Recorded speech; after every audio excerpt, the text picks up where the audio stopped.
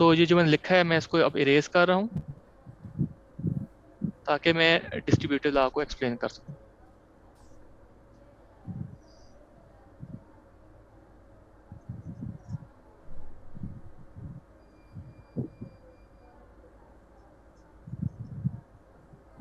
यहाँ तक किसी भी स्टूडेंट को कोई कंफ्यूजन हो तो विदाउट एनी हेजिटेशन, बगैर शर्माए, बगैर डरे क्वेश्चन पूछें।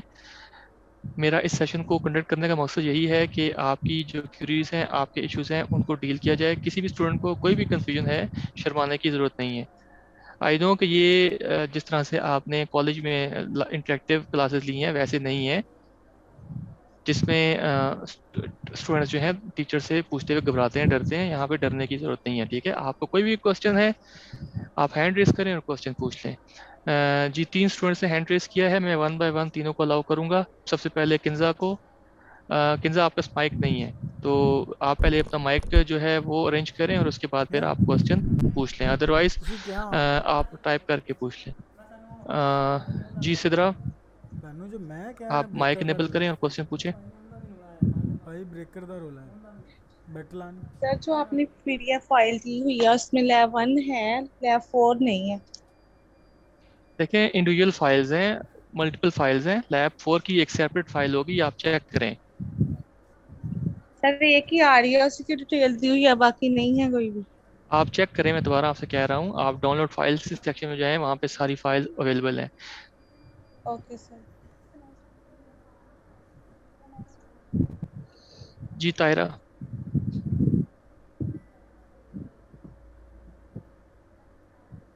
ताहिरा, आप माइक इनेबल करके क्वेश्चन पूछ लें।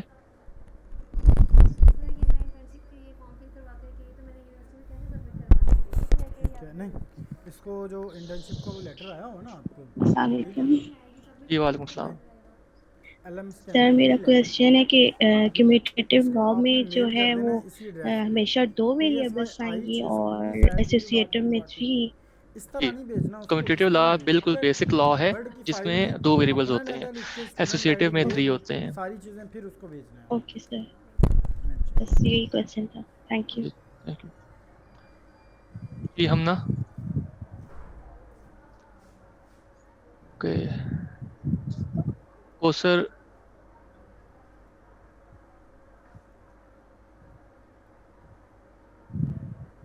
ओके।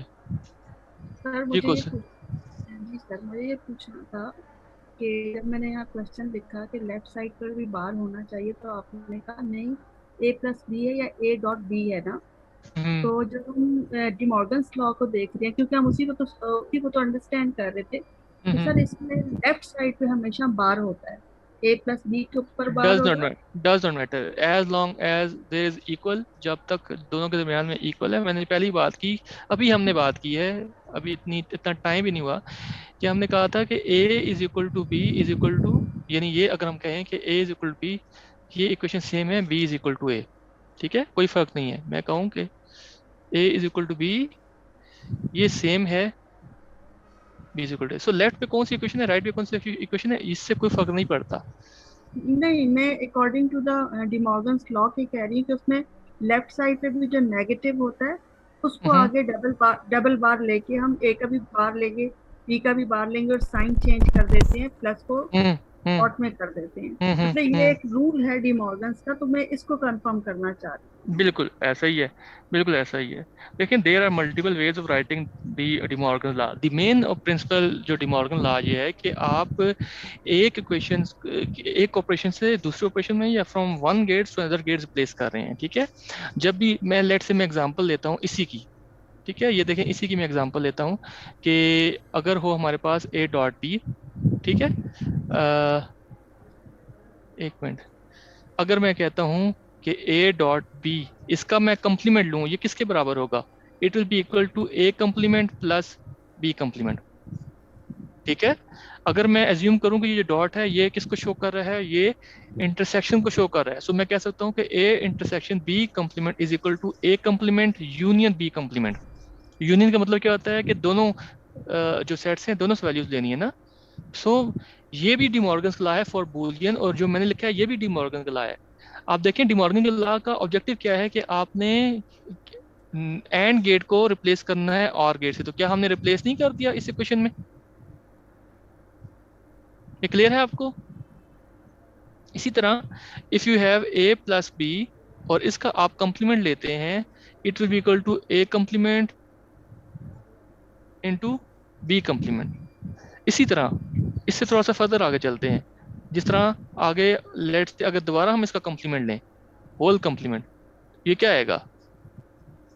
ये आएगा a plus a into b, a plus b।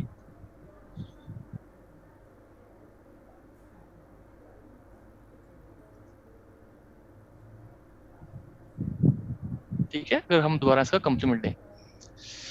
Okay, चलें, मुदस्सिर क्वेश्चन है आपका तो पूछ लें।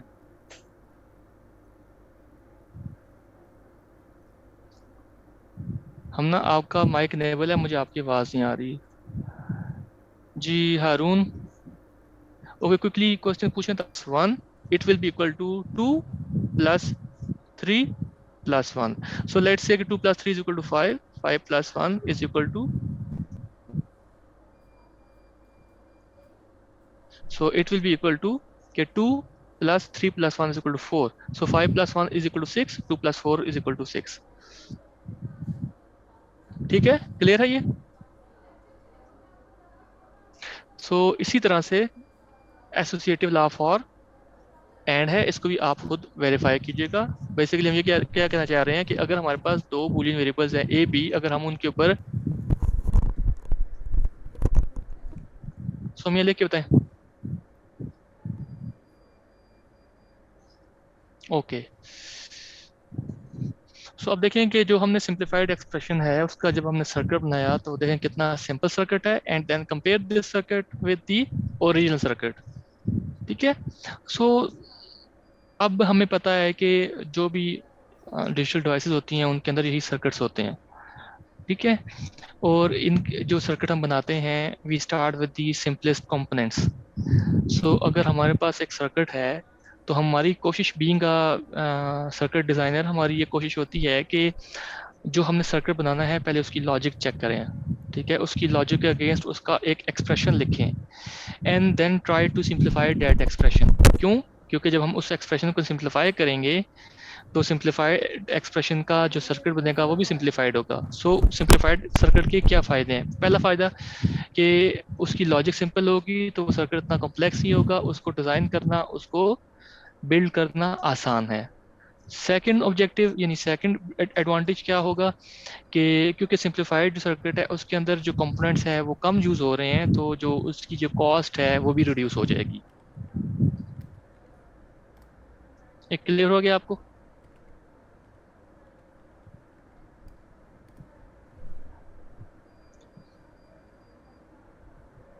ओके, सो मैं हमारे पास टाइम शॉर्ट है, 11:30 बजे तक हमारा सेशन है, सो 13 मिनट्स रिमेनिंग हैं, तो हम इसमें एक ही टास्क सॉल्व करेंगे और बाकी आप खुद कीजिएगा। अगर कोई कंफ्यूजन हुई तो फिर आप मुझसे पूछिएगा कल के सेशन में। ठीक है, सो टास्क 1 क्या है कि हमने सर्किट को एनालाइज करना है और फिर क्या करना है, find the Boolean expression that represents the outputs x and y। सो हमारे पास जो सर्किट है जो कि नेक्स्ट पेज पे दिया गया है, इसके अंदर दो इनपुट वेरिएबल्स हैं a और b, और दो आउटपुट्स हैं x और y। So one of the ways to write the expression for this circuit is कि हम मैनुअली करें। ठीक है, सो मैनुअली कैसे करेंगे? Let's start with this and gate. So and gate की दो इनपुट्स हैं a और b, सो एंड गेट की आउटपुट क्या आएगी? a b। So x is equal to a b। ये क्लियर हो गया? सेकंड में आए, सो सेकंड में आप देखें कि a के ऊपर हमने नॉट ऑपरेशन परफॉर्म किया तो ये आ गया a नॉट, एंड सेकंड आ गया b नॉट। देन हमने किया a not plus b not. ठीक है, एंड देन फाइनली हमने दोबारा से आगे एक नॉट ऑपरेशन परफॉर्म किया है, तो हमारे पास y की जो वैल्यू आएगी वो क्या आएगी, ए नॉट यानी A complement plus B complement and then whole complement. ठीक है।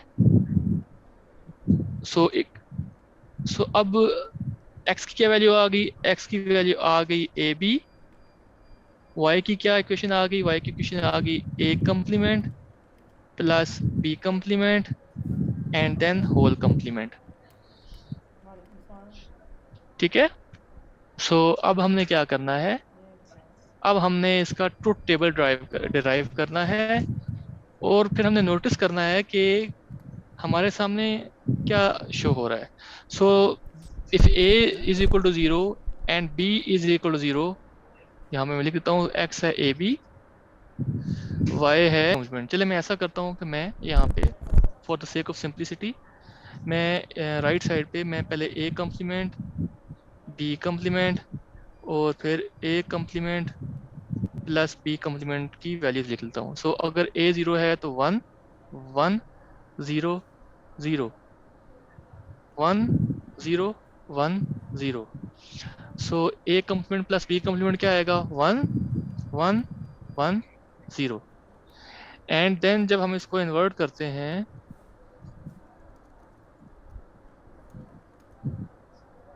तो ये क्या आ जाएगा, 0 0 0 1। सो y की वैल्यू क्या आ गई, 0 0 0 1। आप जरा नोटिस करें क्या आपको शो हो रहा है, जो x का कॉलम है वो सेम है y के कॉलम के। सो वी आर सेइंग के x is equal to y। So ये सर्किट किस चीज को, ये सर्किट किस थ्योरम को रिप्रेजेंट करता है, ये बताएं।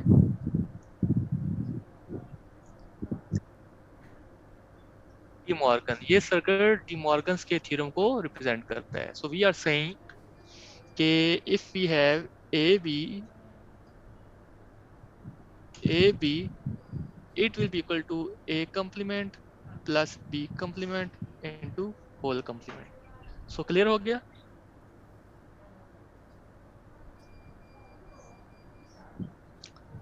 चलें आगे।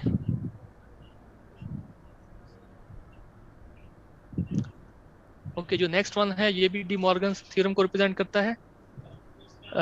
इक्वेशन आप बना लेंगे इसकी,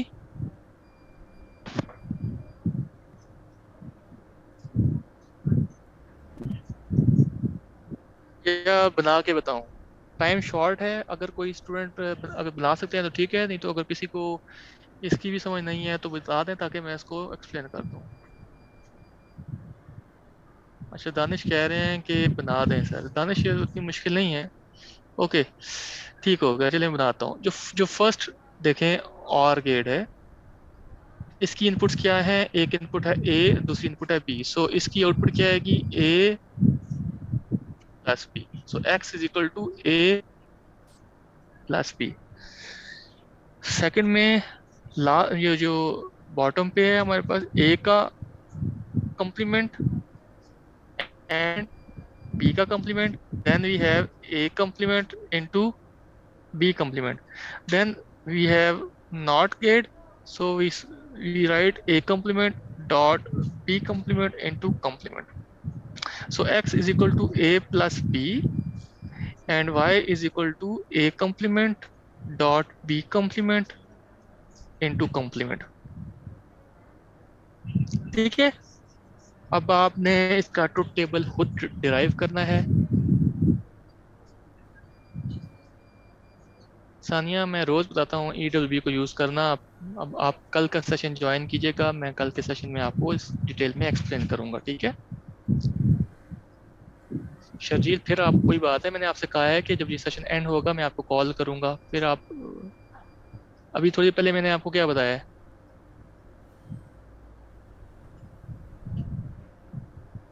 मैंने आपसे ये कहा है कि जब सेशन एंड होगा, ठीक है, तो लंच के बाद मैं आपको कॉल करूँगा, मैं आपका इशू जो है वो आपसे डिस्कस करूँगा और फिर आपको हेल्प आउट करूँगा।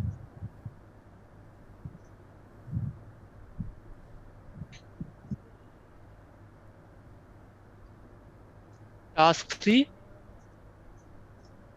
Simplify the following Boolean expressions. Left side पे लिखा हुआ है F into A B. F into A B क्या है? हम ये कह रहे हैं कि हमारे पास एक फंक्शन है, बूलियन फंक्शन, जिसके दो वेरिएबल्स हैं ए और बी, ठीक है।